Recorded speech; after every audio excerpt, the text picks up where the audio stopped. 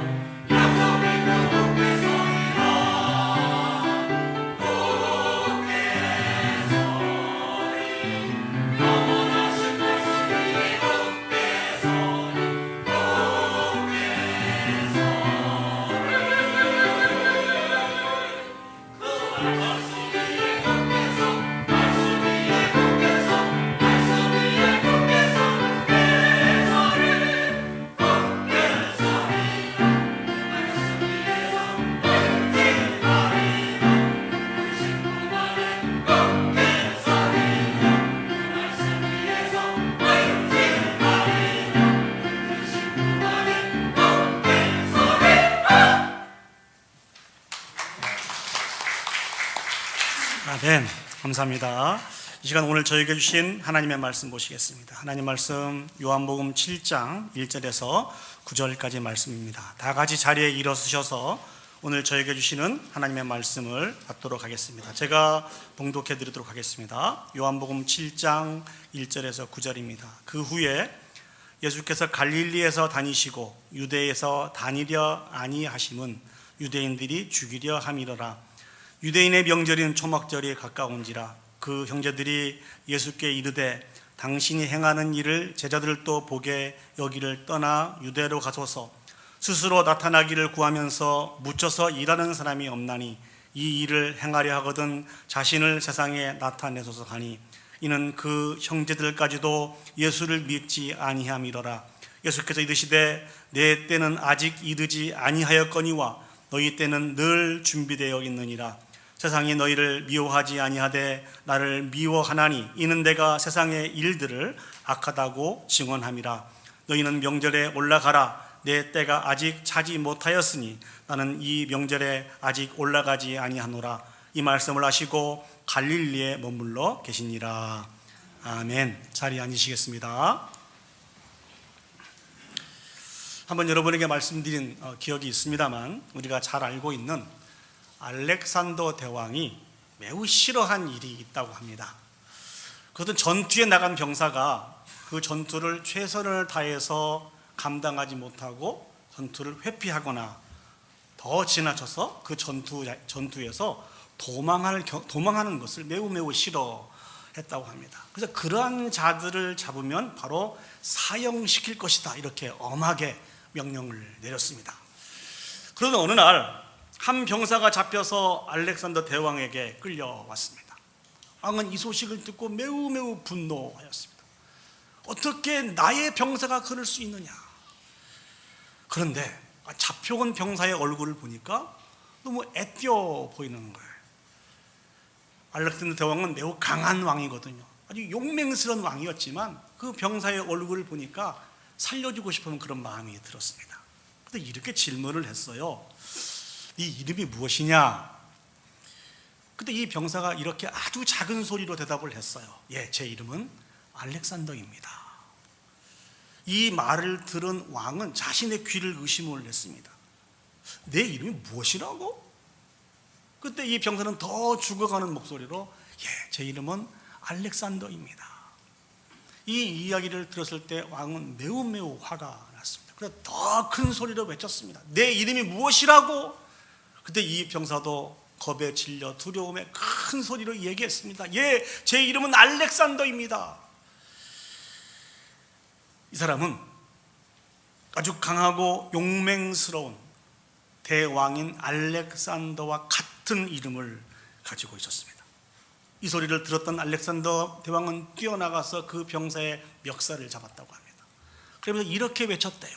내 이름을 바꾸든지 아니면 네 이름에 걸맞는 행동을 해라. 저와 여러분들은 매주 교회에 나와서 하나님을 찬양하며 예배하고 또 성도의 풍성한 교제를 나누며 살고 있습니다. 우리는 이 모든 삶을 가리켜서 신앙생활이라고 그렇게 이야기합니다.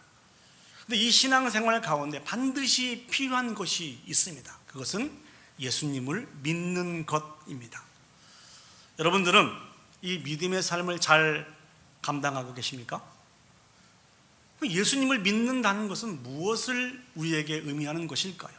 아마 이런 질문을 받게 되면 참으로 다양하고 여러 가지 말로 설명할 수 있을 것입니다. 많은 부분들을 설명할 수 있을 것입니다만 오늘 저는 특별히 예수님께서 직접 말씀하시고 보이신 이 태도를 통해서 주님을 믿는다는 것이 무엇인지 교훈을 놓고 같이 은혜를 나누기를 원합니다. 오늘 성경을 보시면 예수님께서 갈릴리에서 다니시면서 그 사역을 감당하고 계셨습니다. 그런데 이상한 것은 왠지 갈릴리 지역에서만 사역을 감당하시고 유대에는 가시려고 하지 않았습니다. 그 이유를 사도 요한은 어떻게 설명하고 있는 거니? 많은 유대인들이 예수님을 죽이려고 하기 때문이다, 그렇게 설명을 하고 있습니다. 그럼 이런 질문을 던져볼 수 있을 것 같아요. 왜 유대인들은 예수님을 죽이려고 했을까요? 그래서 요한복음 아마 5장부터 시작이 될 것 같습니다만 요한복음 5장을 보시면 예수님께서 안식일에 베데스다에서 병자를 고치는 그런 사건이 있었습니다. 그런데 유대인들은 안식일에 병자를 고침으로 인해서 예수님이 안식일을 범했다고 주장을 했습니다. 더 확대를 해보면 하나님이 주시는 율법을 어기는 행동을 하였다라고 그렇게 여기게 되었다는 것입니다. 그러나 예수님이 안식일에 병자를 고치신 것은 안식일의 참된 의미를 우리에게 가르쳐 주시기 위한 귀한 교훈이었거든요. 예수님은 거기서 멈추시지 않고 자기 자신에 대해서 소개하기를 하나님이 자신의 친아버지라고, 자신은 하나님의 친아들이라고 그렇게 소개를 할 뿐만 아니라 더 나아가서 하나님과 동등된, 자신은 하나님이라고까지 그렇게 이야기를 하게 됩니다. 이 가르침은 유대인들이 정말 충격적인 가르침이었습니다. 어떻게 인간이 하나님과 동등하다 할 수 있느냐. 그래서 이것은 신성 모독하는 그런 죄로 그들은 여기게 되었다는 것입니다. 근데 사랑하는 여러분, 이것이 진리인 것을 저와 여러분들은 알고 있지 않습니까? 여기서부터 시작된 갈등이 요한복음 6장에 이르러서 오병이어의 기적의 사건이 나타나게 됩니다. 그래서 더 많은 사람들이 예수님에 대해서 관심을 갖게 되고 그의 가르침에 귀를 기울이게 되었다는 것이죠. 이쯤 되니까 유대 종교 지도자들은 분노할 수밖에 없었습니다. 그리고 큰 위협을 느낄 수밖에 없었습니다. 그래서 그들이 결정한 것이 무엇입니까? 예수를 죽이자, 이렇게 결정을 하게 된 것이죠. 이 일을 아신 예수님께서 유대 지역에 가시지 않고 갈릴리 지역에 머물러서 그 사역을 감당하고 계신 것입니다. 자, 그런데 그때 예수님의 형제들이 예수님에게 요청을 합니다. 우리 요한복음 7장 3절과 4절 말씀을 보시겠습니다. 그 형제들이 예수께 이르되 당신이 행하는 이 일을 제자들도 보게 여기를 떠나 유대로 가소서.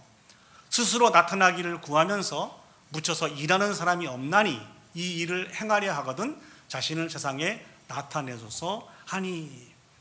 이 시기는 곧 유대인들 가운데 유대인의 명절 중에 하나인 초막절이 다가오게 되었습니다. 초막절이 되면은요, 흩어져 있던 많은 사람들이 예루살렘으로 모여서 하나님께 제사를 드리게 되었습니다. 오늘 형제들이 요청한 게 뭐예요?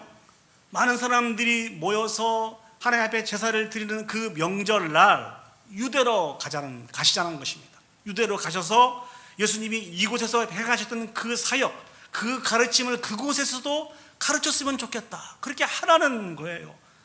왜냐하면 그렇게 되면 더 많은 사람들이 예수님에 대해서 관심을 갖고 알 수 있을 거 아닙니까?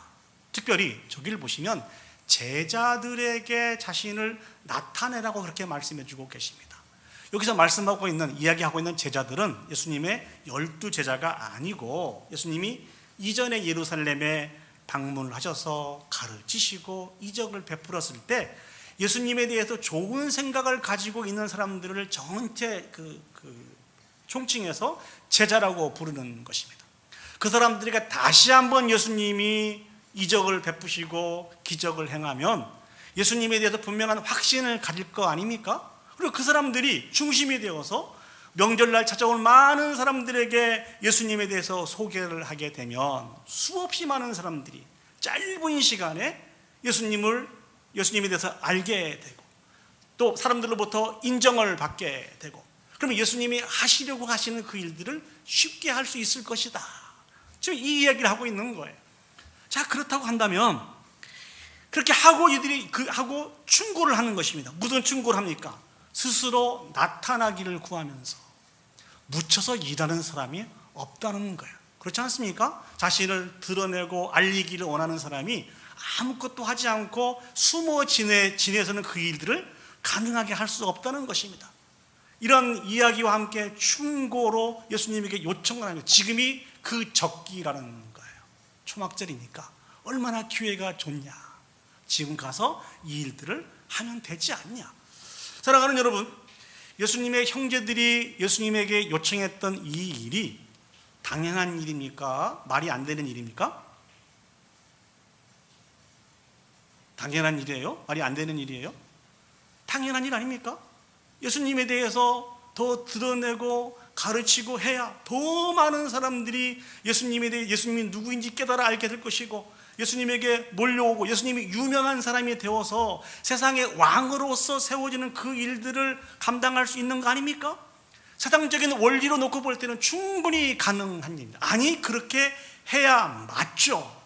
그런데 오늘 요한은 예수님의 이 형제들의 요청을 어떻게 설명하고 있습니까? 아직 예수님에 대해서 믿지 못하였기 때문에, 예수님에 대한 온전한 믿음을 소유하지 못하고 있었기 때문에 이런 이야기를 하는 것이다, 그렇게 얘기해 주고 있는 것입니다. 예수님의 형제로서 예수님과 몇십 년 동안 가까이 있었던 형제들 아닙니까?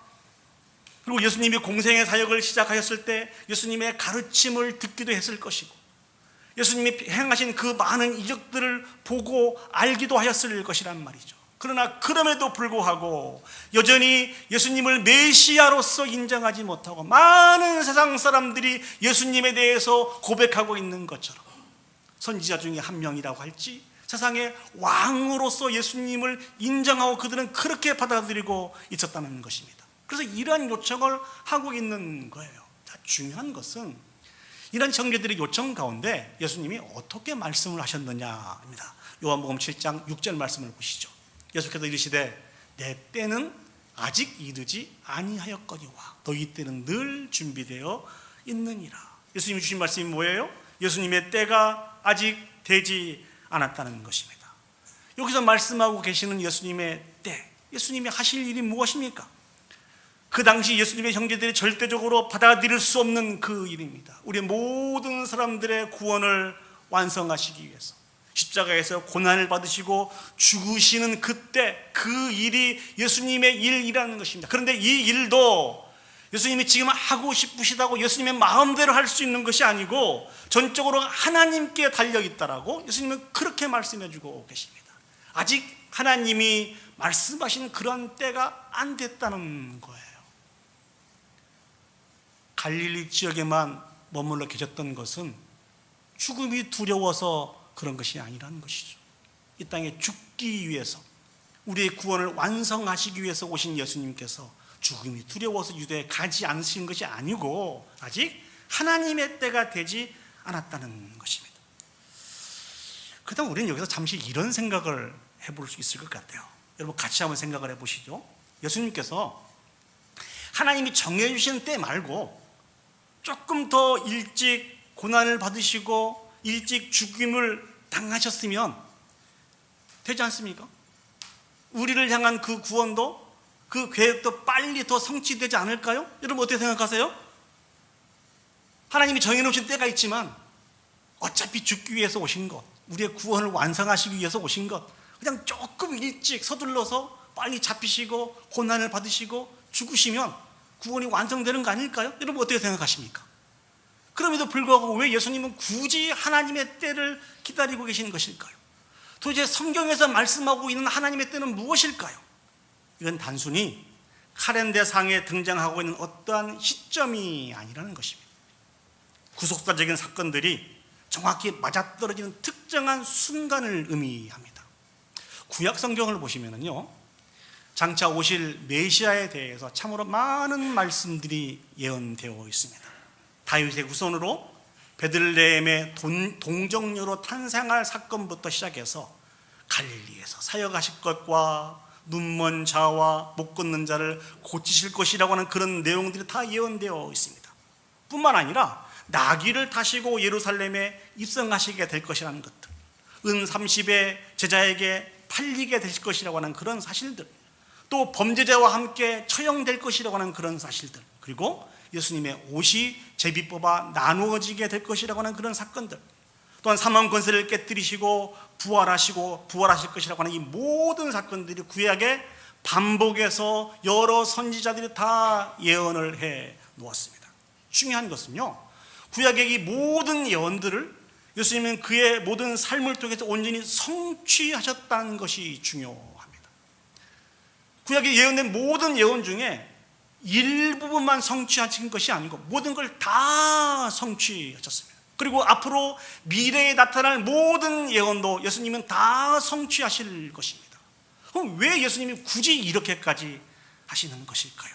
그것은 예수님 자신이 구약에서부터 모든 선지자들이 예언된 참 메시아인 것을 모든 사람들이 깨달아 밝히 알 수 있도록 하기 위해서 예수님에 대해서 예언되었고 그 예언된 모든 말씀들을 다 성취하신 것입니다.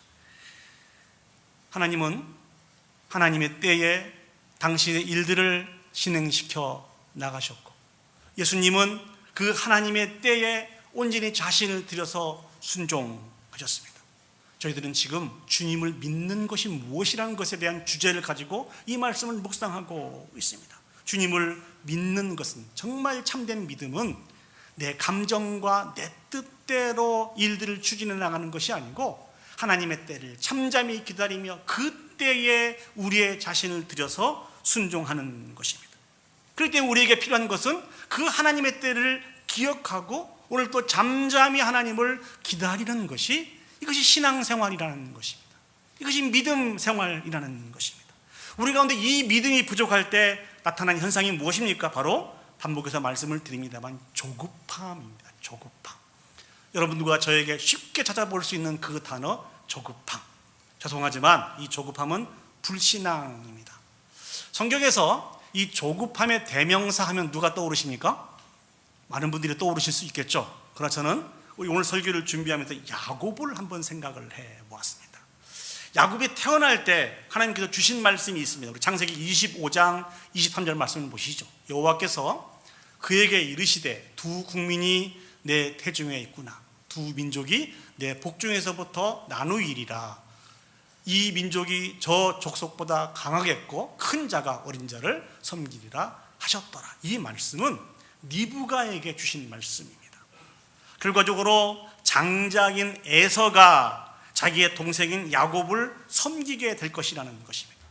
이 말씀을 리브가가 듣게 되었고 이 말씀을 이삭도 알고 있게 되었습니다. 근데 문제가 하나 생겼네요. 이삭이 나이가 들어가게 되었습니다. 그래서 주신 하나님의 말씀이 분명함에도 불구하고 자신의 생각과 자신의 판단으로 이 일들을 진행하기를 원하였습니다. 그래서 에서에게 장자의 축복을 주기로 그렇게 작정을 하게 되죠.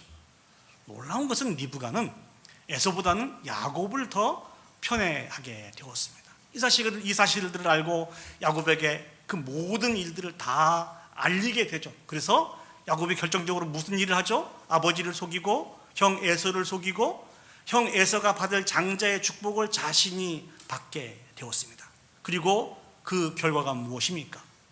형 에서의 칼을 피해서 삼촌의 집에 도망가게 되었습니다. 사랑하는 여러분, 야곱의 이 도망은 당연한 도망입니까? 의로운 도망입니까? 혹시 그렇게 판단하고 그 부분들을 해석하고 계신 분이 계십니까? 아닙니다. 그런데 의로운 도망이 아닙니다. 그럼 야곱의 도망은 어떤 도망입니까?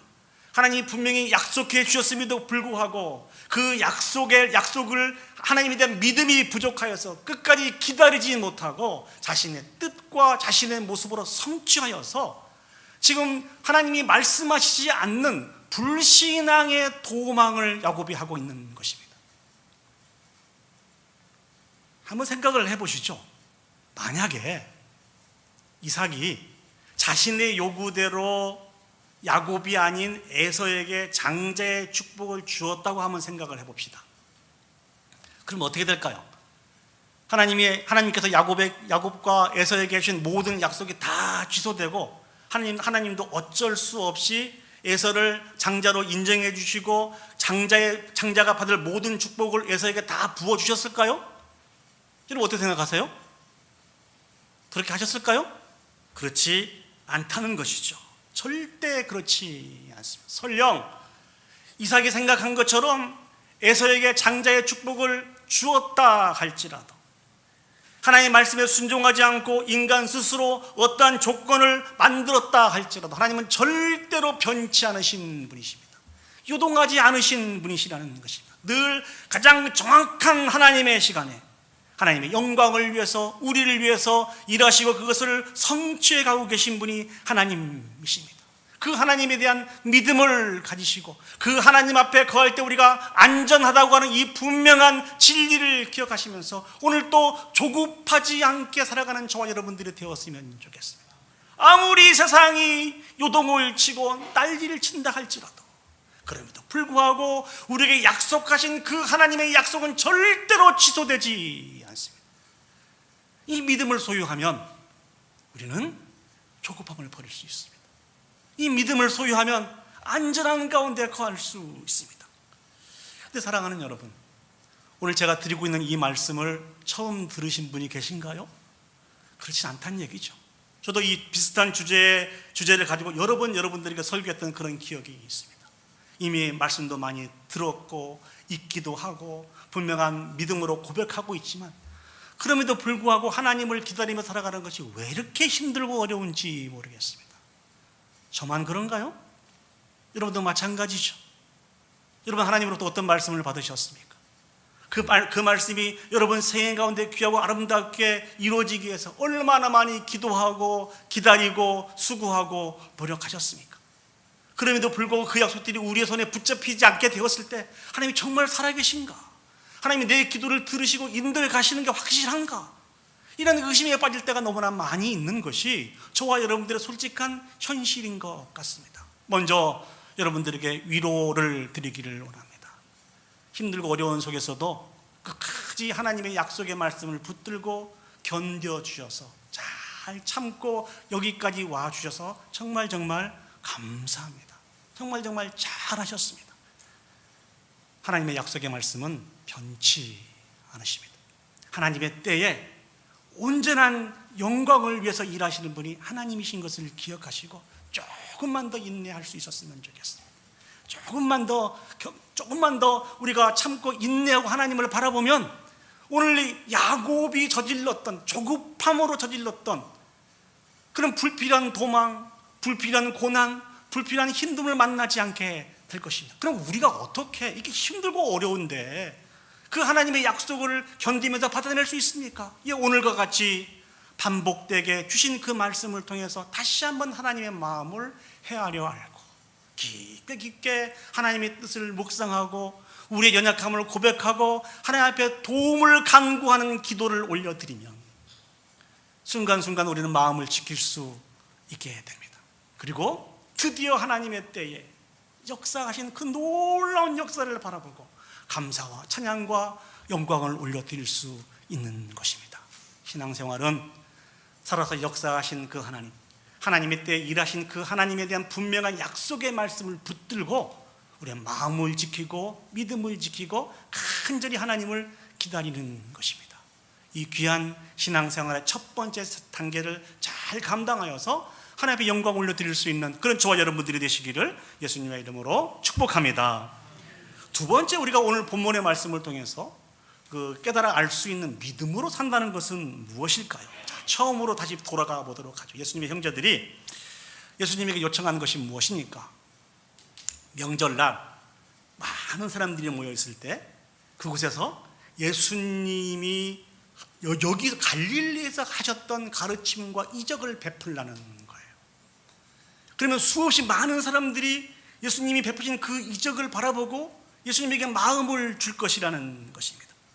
그래서 예수님이 목적하는 바를 이루게 될 것이라고 그렇게 그들이 요청을 하죠. 이 요청에 예수님께서 두 번째 주신 말씀이 무엇입니까? 요한복음 7장 8절에서 9절 말씀입니다. 너희는 명절에 올라가라. 내 때가 아직 차지 못하였으니 나는 이 명절에 아직 올라가지 아니하노라. 9절 말씀 보시면 이 말씀을 하시고 갈릴리에 머물러 계시니라. 주님이 말씀하신 말씀이 무엇입니까? 예수님은 이 명절에 올라가지 않으시겠다는 거예요.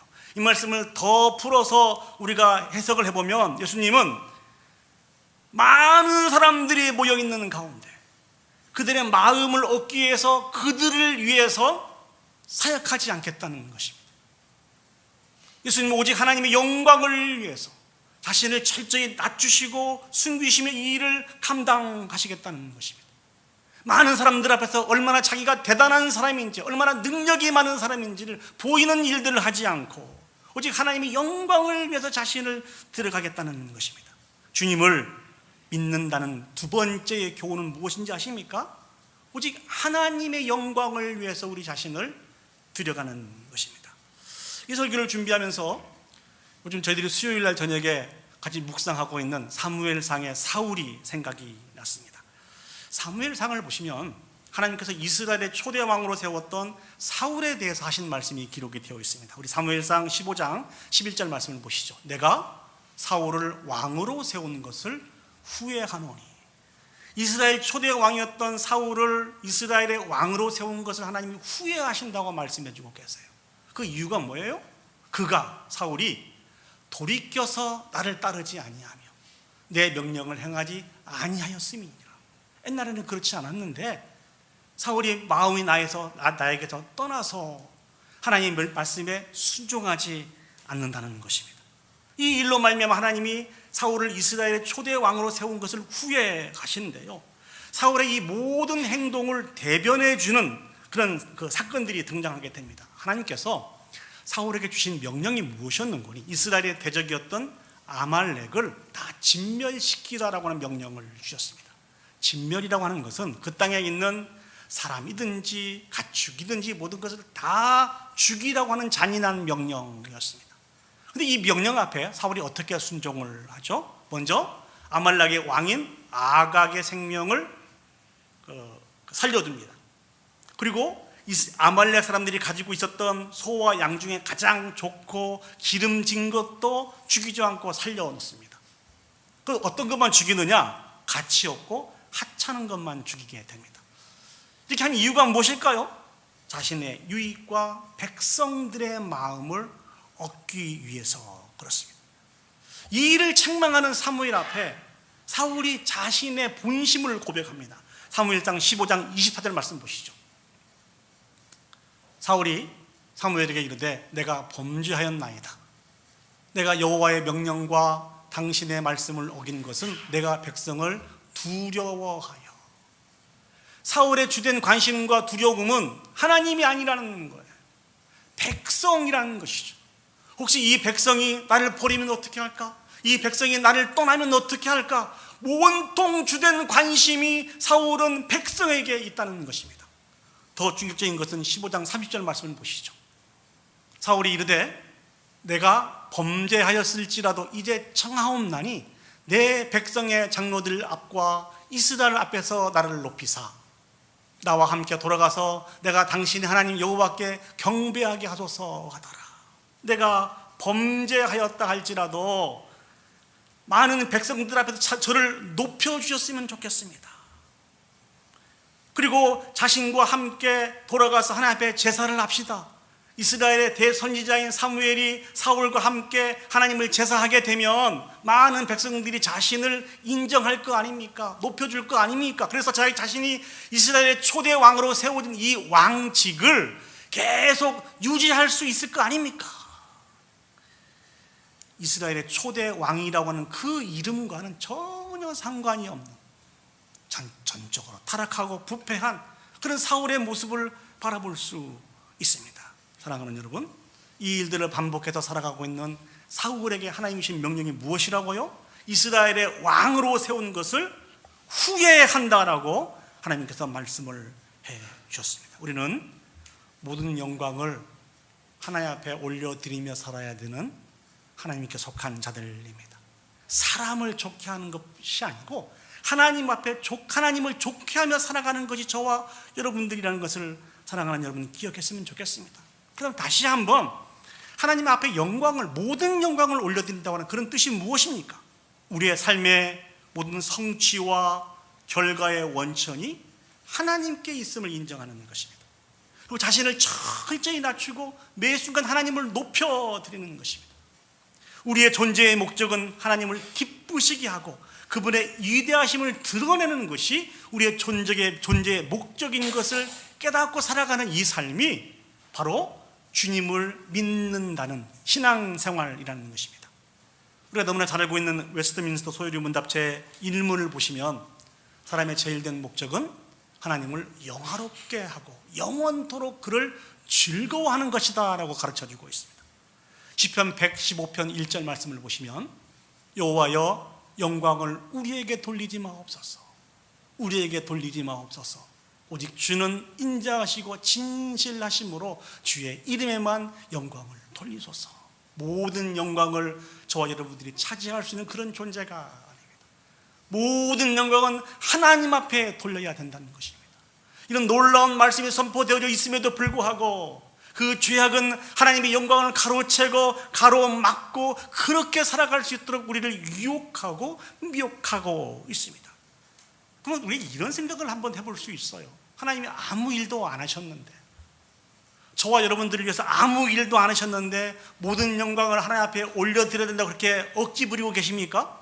어떠세요? 하나님이 그러시고 계세요? 그렇지 않지 않습니까? 우리는 분명하게 고백할 수 있습니다. 우리의 모든 일들을 다 하나님이 행하셨다는 거예요. 하나님이 행하시지 않는 것을 한번 저에게 보여보십시오. 무엇이 있는지. 아무것도 없어요. 아침에 일어나서 하루의 삶을 살고 하루를 마감하는 것도, 오늘 또 우리의 마음을 하나님께 두고 이곳에 와서 신령과 진정으로 하나님을 예배하고 있는 이 모든 것들도 다 하나님께서 저와 여러분들을 위해서 행하신, 하나님이 행하신 일입니다. 그때 우리는 이 부분들을 인정하고 높여드리고 하나님만 자랑하며 살아가야 돼요. 하나님은 자기 자신을 가리켜서 스스로 질투의 하나님이라고 말씀해 주고 계세요. 사랑하는 자녀들이 하나님을 자랑하며 살아가야 되는데, 하나님을 자랑하지 않고 못난 자신을 자랑하며 살아가는 이 일들에 대해서 하나님은 질투의 하나님으로 우리에게 다가오신다는 거예요.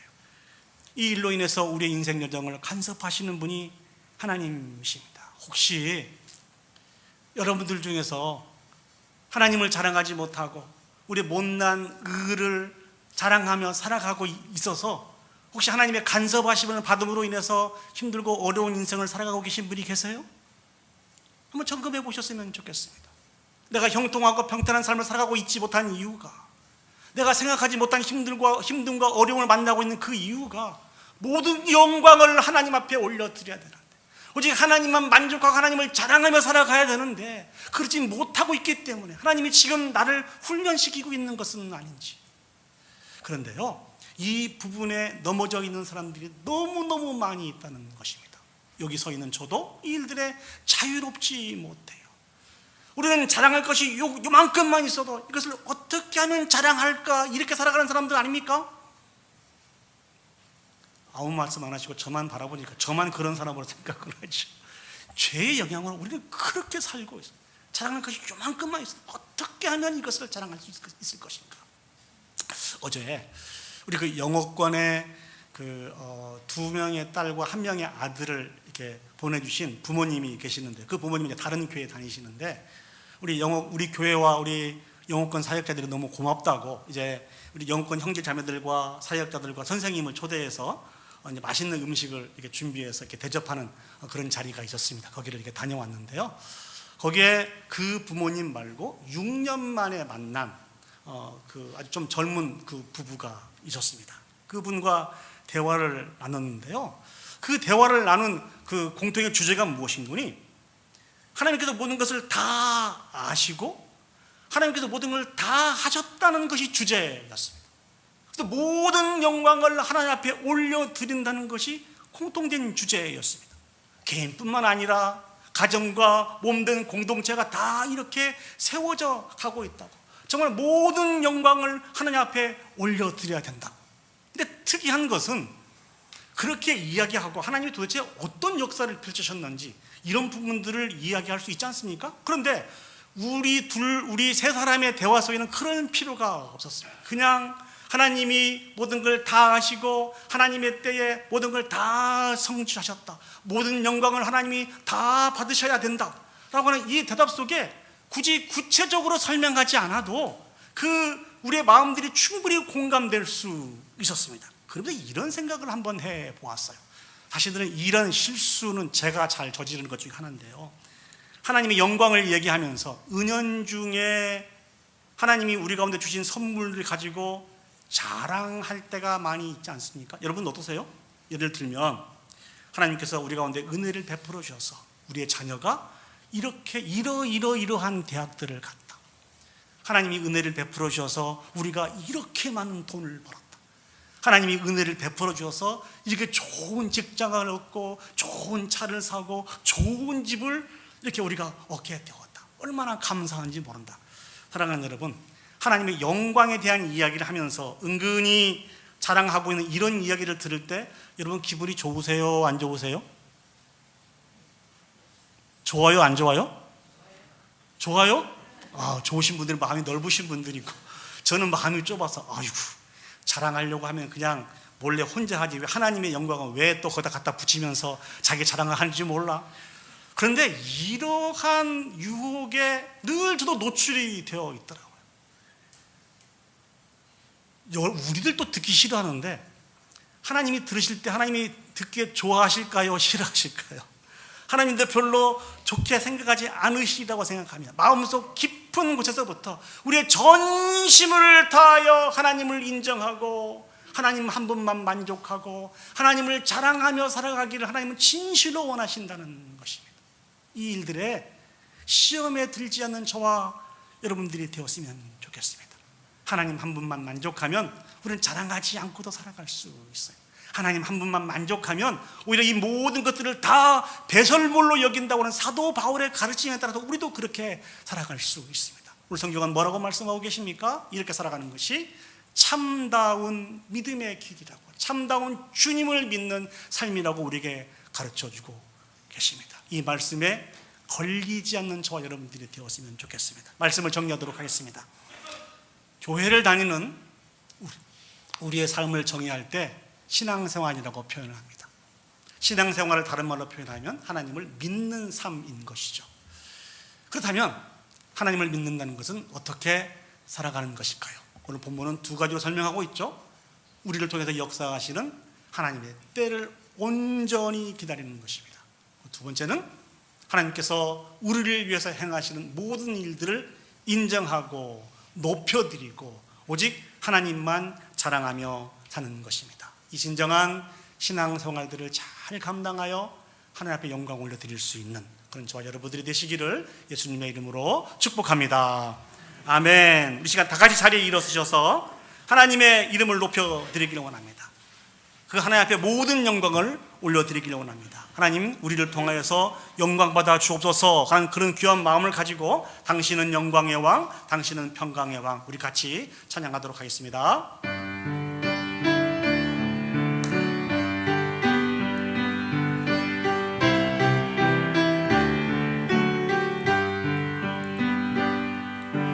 당신은 영광의 왕, 당신은 영광의 왕, 당신은 하늘과 땅의 주, 당신은 정의의 아들,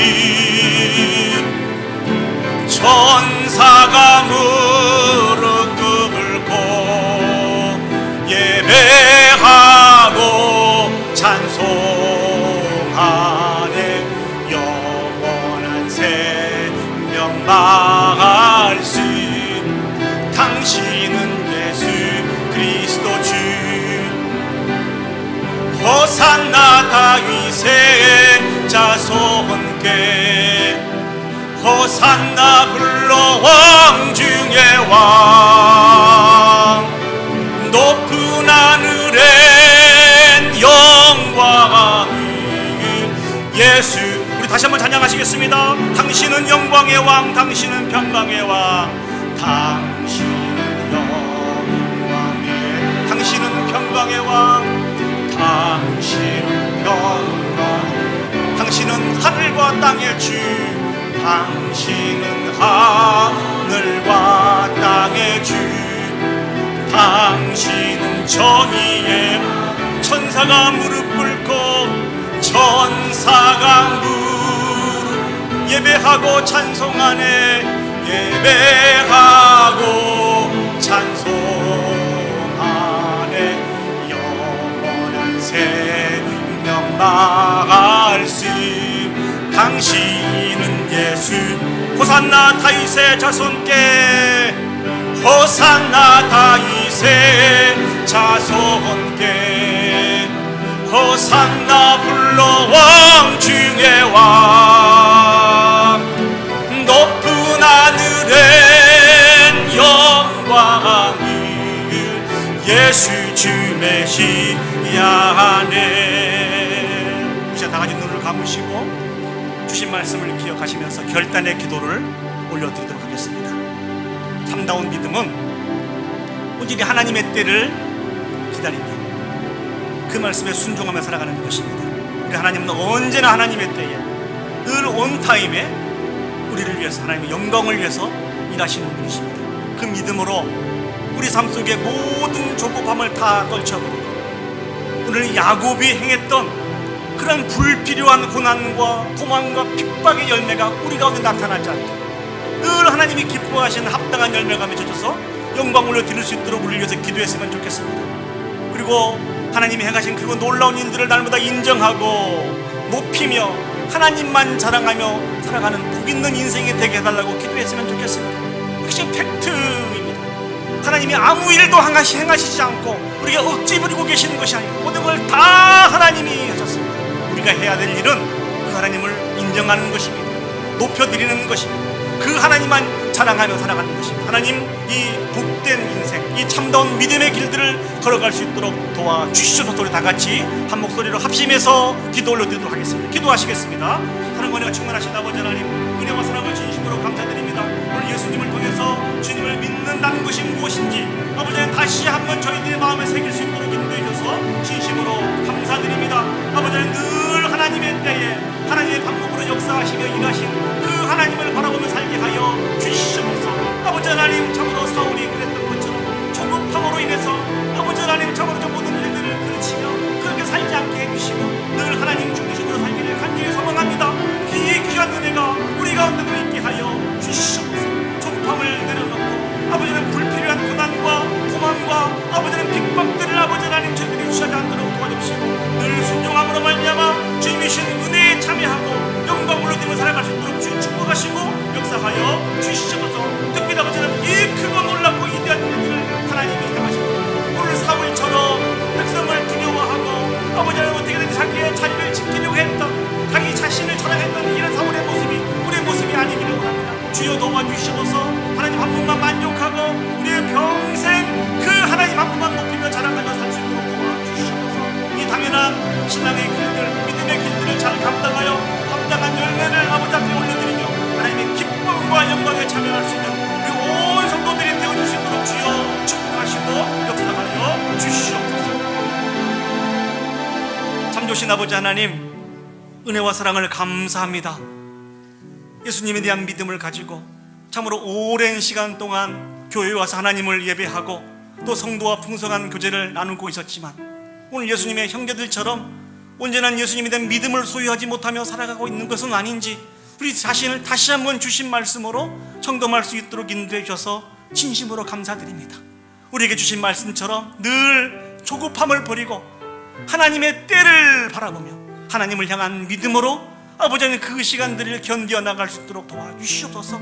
또한 아버지 하나님, 하나님 행하시는 그 모든 일들을 인정하고 높여드리고 그 하나님만 자랑하며 살아갈 수 있는 참된 믿음의 길을 걸어갈 수 있는 우리 온 성도들이 되어질 수 있도록 하나님 축복하여 주시옵소서. 이제는 우리 구주 예수 그리스도의 은혜와 하나님 아버지의 무한하신 사랑과 성령 하나님의 감화, 감동, 역사, 인도하신 은혜가 하나님께서 하나님의 때에 하나님의 영광을 위해서 그리고 우리를 위해서 일하심을 기억하고 오늘도 조급함을 내려놓고 인내하기를 원하고 이 크신 일을 이루신 하나님을 자랑하며 영광 올려드리기를 소원하고 결단하는 오늘 예배에 참석한 온 성도들을 머리 위에와 그들의 가정과 직장과 산업과 온 교회 위에 이제로부터 영원히 함께 하시기를 간절히 축원하옵나이다. 아멘.